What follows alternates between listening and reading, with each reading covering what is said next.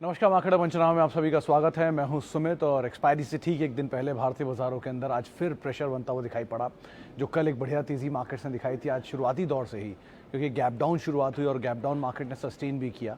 एक समय में फिर वो 17,000 के नीचे भी मार्केट्स गया, 16,950 के जोन्स में आता हुआ, फिर वहाँ से एक पुल बैक और पुल बैक वो टीसीएस के दम पर आता हुआ दिखाई पड़ा। कुछ हैवी वेट पार्टिसिपेट कर रहे थे, जिसमें रिलायंस आज सुबह से ही तेज़ी में था। पहली बार ऑल टाइम हाई दोबारा हिट हुआ और नए रिकॉर्ड स्तरों पर 19 लाख करोड़ के पार पहुंचने वाली देश की पहली कंपनी बनी। और उसके साथ साथ आज बढ़िया फिर तेज़ी सेकंड हाफ के अंदर टीसीएस के अंदर आई। कुछ हद तक जो बाइंग थी वो टीसीएस और रिलायंस दोनों ही संभाल रहे थे। एशियन पेंट्स और एक ऐसा स्टॉक था जहां से कुछ मूव आता हुआ दिखाई पड़ रहा था, लेकिन सामने प्रेशर में था आज बजाज फाइनेंस। नंबर्स के बाद उसने पार्टिसिपेट, इनफैक्ट ये पूरी गिरावट में उसका पार्टिसिपेशन था नहीं, तो जैसे ही नंबर्स आए तो नंबर्स अच्छे आने के बावजूद भी स्टॉक में डाउनग्रेड, और डाउनग्रेड के बाद शेयर ने एक नेगेटिव रिएक्शन दिया, डीप रिएक्शन कह सकते हैं इसे आप, देखने को मिला। इसके अलावा बैंक्स में बिकवाली देखने को मिल रही थी। तमाम फाइनेंशियल्स आज प्रेशर के अंदर कामकाज कर रहे थे। एशियन पेंट्स का, बजाज फाइनेंस का ही हैंगओवर जो था वो बाकी फाइनेंशियल स्टॉक्स के अंदर आता हुआ दिखाई पड़ रहा था। एक एक करके कुछ स्टॉक्स की बात करें तो पहले निफ्टी और सेंसेक्स दोनों 1% के फॉल में रहे। निफ्टी बैंक में करीब 1.25% के आसपास का फॉल आज के सत्र में देखने को मिला। मिड कैप स्मॉल कैप दोनों ही इंडिसेस के अंदर आज भी बिकवाली बनते हुए दिखाई पड़ी। बीएससी के कल जब सारे इंडिसेस हरे निशान में थे, आज बीएससी के सारे इंडिसेस आज लाल निशान में कामकाज करते हुए दिखाई पड़ रहे थे। पावर, ऑयल एंड गैस शेयरों में सबसे ज़्यादा प्रेशर आज के स्पेस में आता हुआ दिखाई पड़ रहा था, वो भी तब जबकि रिलायंस तेजी के साथ कामकाज कर रहा था। कंज्यूमर ड्यूरेबल, बैंकिंग और आईटी, ये तीन ऐसे नाम थे जहां पर सबसे ज़्यादा प्रेशर बनता हुआ दिखाई पड़ रहा था। तो ओवरऑल मार्केट में बिकवाली प्रिवेल कर रही थी। 2-3 हैवी वेट्स मार्केट को सपोर्ट कर रहे थे, लेकिन उसके बावजूद भी बाजार में बिकवाली बढ़ते दिखाई पड़ी। ब्रॉडर साइड पे 2400 ऐसे शेयर जो कि दबाव में थे, सामने 600 साढ़े 600 शेयर ऐसे थे जो कि तेज़ी के साथ कामकाज कर रहे थे। तो एडवांस डिक्लाइन भी वीकर साइड पे आपको ज़्यादा ही दिखाई पड़ेगा। सब सेक्टर से बिकवाली है ही, टेक्सटाइल, पेपर, शुगर, इन शेयरों में बिकवाली चली रही है। कुछ 2-3 हाईलाइट में आप रुचि सोया को देख सकते हैं। आज बढ़िया तेज़ी के अंदर दोबारा वो शेयर था, करीब 1150 के लेवल्स को पार करता हुआ दिखाई पड़ा। इसके अलावा आज की हाईलाइट में रहे एशियन पेंट्स, जहाँ पे एक समय में एक बढ़िया तेज़ी बनते हुए दिखाई पड़ी डिस्पाइट क्रूड नीचे था, उसके बावजूद भी कुछ नंबर स्पेसिफिक मूव था। मिसाल तौर पर सिंजी ने पहले खरीदारी थी, नंबर्स आया, नंबर्स के बाद बिकवाली आते हुए दिखाई पड़ी, फिर एक रेंज के अंदर ट्रेड होता हुआ दिखाई पड़ रहा था। लेकिन ओवरऑल एक लैकलस्टर काइंड ऑफ मार्केट आज के सत्र में था, जिसमें अब क्योंकि कल एक्सपायरी है तो, और वो भी मेन एक्सपायरी है, तो अब देखते हैं मार्केट कैसे प्ले आउट करता है। जानकार तो मान रहे कि 17,100, 17,150, 17,000, 17,150 की रेंज में कहीं एक्सपायरी करते हुए दिखाई पड़ सकती है। बहुत ज़्यादा नहीं, लेकिन इसी रेंज में रहेगी। अच्छा, आज का सबसे बड़ा हाईलाइट रहा है एलआईसी, जिसका आईपीओ खुलने वाला है। वो 4 से लेकर 9 मई के बीच में 21,000 करोड़ रुपए का मेगा आईपीओ है, अब तक का सबसे बड़ा आईपीओ आने वाला है। 6 लाख करोड़ की कंपनी बनेगी उस आईपीओ के दम पर। तो देखते हैं सब्सक्रिप्शन फिगर कैसे रहते हैं। ब्रोकर हाउसेस के रिपोर्ट से तक आए नहीं, उसके ऊपर किस तरह की राय है, लेकिन हाँ ऑब्वियसली पीएसयू है, मेगा जाइंट है, तो ब्रोकर हाउसेस मेजरली सब्सक्रिप्शन की ही राय देंगे। खैर, अच्छा सवाल जवाब का सिलसिला शुरू कर लेते हैं, क्योंकि आज लेट भी हो गए हैं शुरू करने में। सबसे पहला सवाल जो मेरे पास आया है, अच्छा जी, हाँ, Tech Mahindra market cap should be around Elon Musk Twitter offer. Sir, इसका कोई औचित्य नहीं है। अगर उसकी मार्केट कैप उसके बराबर पहुंचती भी है तो भी कोई खास लेना देना आपको। बहुत सारे रूमर्स मार्केट में ये भी चल रहे हैं कि इलॉन मस्क को ट्विटर के लिए एक ऑफ़र देना है, और वो नहीं पे कर पाने पे अगर ट्विटर का शेयर $520 के नीचे आएगा तो एक मार्क टू मार्केट रिलीज़ होगा, जो कि हिस्ट्री का सबसे बड़ा मार्क टू मार्केट होगा। लेकिन ये सब चीज़ें अभी चल रही हैं, अभी ऐसा कुछ हुआ नहीं है। सो वो अलग स्टोरी है, ये अलग स्टोरी है। आप इंडियन मार्केट पे कंसंट्रेट करें, उनके बिजनेस पे कंसंट्रेट करें, उनकी ग्रोथ पे कंसंट्रेट करें, वो ज़्यादा बेटर है। इन दोनों को रिलेशन अभी एटलीस्ट आप ना ढूंढें। Okay, Ruchi Soya FPO allotted fundamental view. Shivam साहब, 620 640 के आसपास शेयर का एफपीओ अलॉटमेंट हुआ था, वहाँ से ऑलरेडी शेयर ऑलमोस्ट डबल होने वाला है। तो बेटर ये है कि थोड़ा सा प्रॉफिट तो आप यहाँ पर डबल होने पर निकल सकते हैं लेकर, क्योंकि डबल हो गई तो कैपिटल तो प्रोटेक्ट कर लीजिए अपना। उसके बाद की सिचुएशन के हिसाब से ये है कि ऑब्वियसली बात है, मेजर प्लेयर है, मार्जिन्स थिन होते हैं पूरे ट्रेडिंग कंपनीज़ में, चाहे आप विल्मर को देख लें, एंटरप्राइज को देख लें और इनको देख लें, तो मार्जिन थिन साइड पे ही हैं। पाम ऑयल एक्सपोर्ट्स पे इंडोनेशिया में बैन लगा है, तो डोमेस्टिक कंपनीज़ के ऊपर थोड़ा बहुत इम्पैक्ट रह सकता है। 8400 करोड़ रुपए के आसपास का इनका पाम ऑयल का बिजनेस है खाली। मार्केट शेयर डोमिनेंट है न्यूट्रल स्पेस के अंदर भी, और फूड बिजनेस को भी अपने कारोबार के अंदर मर्ज कर रहे हैं। तो ऐसे करके आप, मतलब पतंजलि का फूड बिजनेस भी इन्होंने अपने अंदर मर्ज किया है। तो कुछ चीज़ें इनके लिए पॉजिटिव है, जिसको बाजार ने ट्रैक किया है। हो सकता है एक OFS और आए ऊपर के लेवल पे 2000 रुपये के आसपास या 1500-1700 के ऊपर, ताकि उसको भी एक ऐसी रिस्पांस देखने को मिले जैसा पिछले वाले को मिला था। तो वो अभी टू अर्ली टू से है, लेकिन आपके भाव के हिसाब से आपको जो टेबल पे दिख रहा है उसे थोड़ा थोड़ा लेते चलिए। बाज़ार ऐसा नहीं है कि वो टेबल का पैसा कब गायब हो जाए, फिजल आउट हो जाए, किसी को नहीं पता। तो बेटर यही है कि थोड़ा थोड़ा जो मिलता चल रहा है आप लेते चलिए, अगर आप मीडियम टर्म का परवेश रखते हैं तो। Okay, was market expecting 100% profit from Bajaj जो इतना पिटा। अनिल साहब, बजाज के केस में एक बहुत सीधी सी चीज़ थी कि ये शेयर ने, अगर आप पिछला ट्रैक रिकॉर्ड देखेंगे तो बहुत ज़्यादा तोड़ा नहीं था अपने आप को। जो हाल फिलहाल की बिकवाली मार्केट्स में आई थी उसमें HDFC डुओ इतने टूटे थे, डिस्पाइट वो FI's फेवरेट है, लेकिन उसके बावजूद भी FI's फेवरेट होने के बावजूद भी कि बजाज फाइनेंस में इतना सेल ऑफ नहीं था, इसलिए नंबर्स ठीक थे, बहुत ख़राब नंबर नहीं थे, बेटर साइड पे नंबर थे। लेकिन कुछ हद तक ये अपनी कमेंट्री जो Q3 Q4 की पहले रिलीज़ करते हैं उसमें रिलीज़ कर चुके थे, तो मार्केट ने कुछ हद तक उसको डिस्काउंट कर ही रखा था। तो जैसे ही वो बेहतर नंबर आए, बाज़ार ने उसी डिस्काउंटिंग प्रोसेस को एग्जीक्यूट कर दिया और जितनी तेज़ी थी जो अब तक नहीं टूटा था वो आज एक बार में फिजल आउट होता हुआ दिखाई पड़ा। 6000 के टारगेट्स ज़रूर एक न्यूट्रल साइड पे या नेगेटिव साइड पे आए CLSA की तरफ से, लेकिन अदरवाइज़ अभी भी ऐसा नहीं है कि कंपनी बंद हुई जा रही है, कारोबार ख़त्म हो जा रहा है। कुछ ब्रोकरेज हाउस आज भी 7000 के टारगेट्स लेके चल रहे हैं, भले डोमेस्टिक। तो ठीक है, एक आध क्वार्टर का ऊपर नीचे चलता है तो आप उसको मद्देनज़र मत रखिए, लेकिन हाँ, मार्केट के हैवी सेल ऑफ में पहले इसने पार्टिसिपेट नहीं किया तो समझ लीजिए ब्लैक से पार्टिसिपेट कर रहा है। तो थोड़ा बहुत प्रेशर है, थोड़ा बहुत प्रॉफिट टेकिंग है, लेकिन एज ऑफ नाउ अभी over a period of time जो सिचुएशंस बनती हैं उसके हिसाब से आप कॉल लीजिए, वो ज़्यादा बेटर रहेगा। ओके, LIC, सबसे ज़्यादा सवाल इसी पर आ रहे हैं। LIC के केस में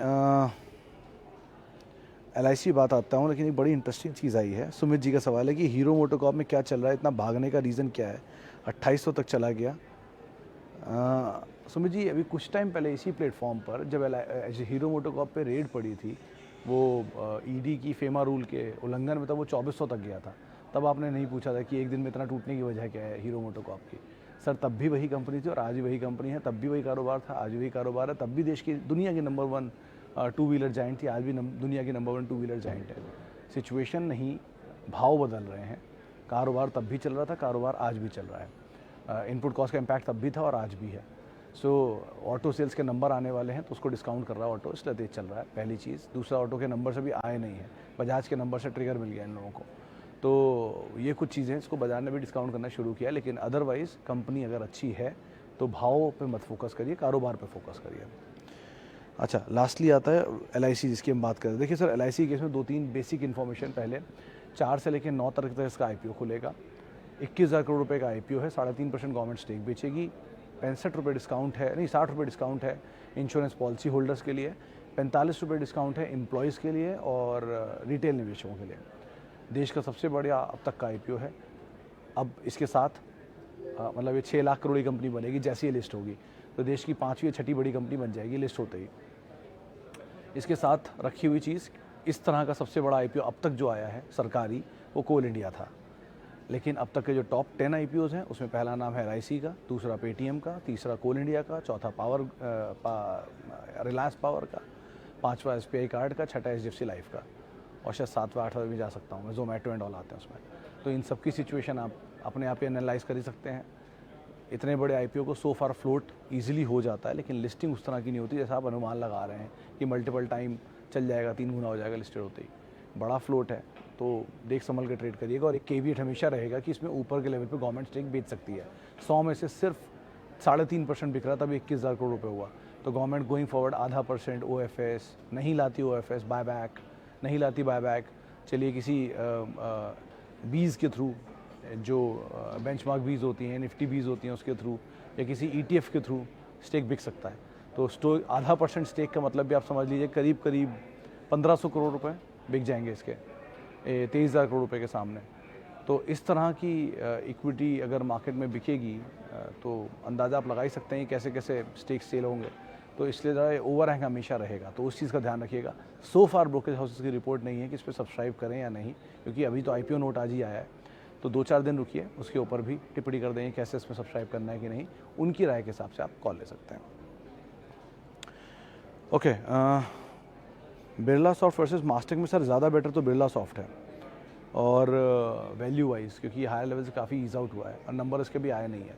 बहुत हद तक डिस्काउंटिंग हो चुकी है, परसिस्टेंट आ चुका, परसिस्टेंट आना है, LNT टेक आ चुका, LNT इन्फोटेक आ चुका, माइंट्री आ चुका, आज KPIT के भी नंबर आ गए, तो बहुत सब तो डिस्काउंटेड है, लेकिन ज़्यादा बेटर वैल्यू में बिरला सॉफ्ट आपको दिखेगा।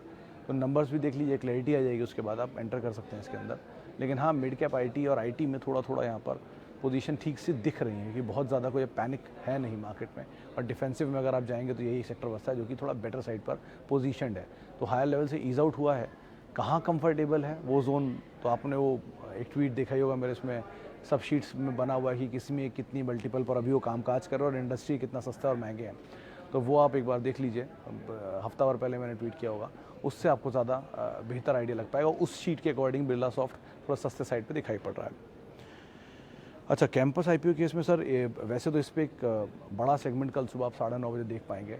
कल हम फुटवेयर के ऊपर ही कामकाज करेंगे, लेकिन हाँ ठीक ठाक कंपनी है, ब्रोकरेज हाउसेस सब्सक्राइब की राय है लिस्टिंग गेन के लिए भी और अदरवाइज भी मीडियम टर्म के लिए भी। फुटवेयर इंडस्ट्री वैसे भी इंडिया में काफ़ी इमर्जिंग मानी जाती है, हालांकि अनऑर्गेनाइज प्लेयर ज़्यादा डोमिनेंट है इसमें, लेकिन ऑर्गेनाइज में भी बाटा, रिलैक्सो, इन दोनों का नेशनल प्ले है। उसके अलावा लखानी, मिर्ज़ा और खादिम, इनका रीजनल प्ले है, और एक और बड़ा रीजनल प्लेयर जो है वो IPO लेकर आ रहा है, तो श्री लेदर भी इनफैक्ट। तो मीडियम टर्म ठीक है, आप लिस्टिंग गेन के लिए देखिए, छोटा IPO सब्सक्रिप्शन अच्छा हो गया तो IPO के से आपको लिस्टिंग गेन भी मिल सकते हैं। GMP वाइज मैंने कहीं पढ़ा था, शायद 20-20 रुपये के आसपास का GMP था उस समय, अभी मैंने चेक नहीं किया क्या है, लेकिन उसको अभी डालना इररिलेवेंट है, क्योंकि एप्लीकेशन पूरी होने के बाद ज़्यादा क्लियर सिचुएशन दिखती है। सो फार के लिए इसको आप लिस्टिंग गेन के लिए मान के चलें, ब्रोकरेज हाउसेस में सब्सक्रिप्शन गिरा दें। इनफैक्ट इसमें ही नहीं, रेनबो हॉस्पिटल जो नया IPO खुल रहा है, इसके 14 हॉस्पिटल हैं, 1500 बेड्स हैं, बच्चों के लिए वो हॉस्पिटल है, उनके लिए भी जो राय आ रही है ब्रोकरेज हाउसेस की, वो सब्सक्राइब की है। 560 रुपये के आसपास शायद इसका इशू प्राइस है। तो इन दोनों पे जो रिपोर्ट्स मैंने देखी उसके हिसाब से सब्सक्राइब की राय है। LIC में अभी तक कोई टिप्पणी ब्रोकरेज हाउसेस ने नहीं की है। Okay, Infosys, LNT, Infosys SIP, Jain साहब इन्फोसिस SIP सही है, लेकिन इन्फोसिस अकेला SIP ठीक नहीं है। आप TCS को भी या तो शामिल कर लीजिए या कोई और मेगा IT कंपनी को कर लीजिए। पूरे पोर्टफोलियो का अकेला हिस्सा ये ना हो, पूरे पोर्टफोलियो का एक हिस्सा ये हो एक, और दूसरा अकेला इन्फोसिस ही ना हो, क्योंकि IT लीडर है, तो आप लीडर के साथ एक मिड कैप ज़रूर रख लीजिएगा, या TCS के साथ आप इन्फोसिस रख लीजिएगा। तो बड़े लीडर या छोटा लीडर, तो आपको जो है ज़्यादा बेटर प्राइसिंग मिलती रहेगी दोनों में, क्योंकि ऐसा होता है 37 के मल्टीपल पर भी TCS कामकाज कर रहा है, 39 के मल्टीपल पर भी इन्फोसिस कामकाज कर रहा है। एक समय वो भी था कि जब TCS आ गया था 15 के मल्टीपल पर और इन्फोसिस था 20 के मल्टीपल पर। एक टाइम वो भी था जब इन्फोसिस था 15 के मल्टीपल पर और TCS था 20 के मल्टीपल पर। तो ये मल्टीपल्स अपने ऐसे एक्सचेंज करते रहते हैं, जो ज़्यादा बेटर होता है उसको तुरंत बाजार पिक कर लेता है। तो अकेला खाली इन्फोसिस पे एंटर करना ठीक नहीं है, और अकेला पूरा IT का हिस्सा इन्फोसिस, पूरे पोर्टफोलियो का हिस्सा इन्फोसिस भी ठीक नहीं है। तो ये दोनों तरीके से आप समझिए और उसके हिसाब से कॉल लीजिए। कंपनी में ऑब्वियसली बात है, कोई ख़राबी नहीं है। ओके, कैम्स, सुमित जी का सवाल है, कैम्स 1765 पर 20 शेयर हैं, 10 साल होल्ड कर सकते हैं? सर 10 साल होल्ड तो कर सकते हैं, लेकिन ये भूलिए नहीं कि अभी पिछले साल का IPO है, तो अभी 4 क्वार्टर के नंबर भी शायद इसके आए नहीं हैं। तो कोई भी कंपनी जो पिछले साल में अपना IPO लेकर आई है, उसके 4 क्वार्टर के नंबर आने दीजिए, उससे सिचुएशन क्लियर होगी और उसके बाद कोई भी रणनीतियाँ बनाना ज़्यादा फेवरेबल रहेगा। लेकिन एज ऑफ नाउ इमीडिएटली इस पर कुछ भी कॉल लेना ठीक नहीं है। ब्रोकरेज हाउसेस के टारगेट्स तो पॉजिटिव हैं, 1 क्वार्टर 2 क्वार्टर के नंबर आ चुके हैं, 2-3 क्वार्टर और वेट कर लीजिए, उसके बाद ज़्यादा बेटर तस्वीर आते हुए दिखाई पड़ेगी। लेकिन हाँ, ये LIC जैसे मेगा IPOs अगर आते रहे तो इस तरह की कंपनियों के अंदर ज़रूर फेरबदल होता हुआ दिखाई पड़ेगा, चाहे कैम्स हो, CDSL हो, BSC हो, इनके नंबर से कुछ ना कुछ फेरबदल होगा। तो मीडियम टर्म तो आप मानिए, लेकिन कंजर्वेटिव व्यू ज़रूर यहाँ पर बना के रखिएगा, नंबर्स को कीनली ऑब्जर्व करिएगा। अच्छा, लास्टली अब इतने सवालों को मैं शामिल कर पाऊँ कि समय का थोड़ा अभाव था। बहुत बहुत शुक्रिया उन सभी लोगों से जिन्होंने हमसे बातचीत की, बहुत बहुत शुक्रिया, बहुत बहुत माफ़ी उन सभी लोगों से जिनसे आज हम बातचीत नहीं कर पाए। आप मेरे साथ जुड़ सकते हैं, @सुमित रिसर्च मेरा ट्विटर हैंडल है। नमस्कार।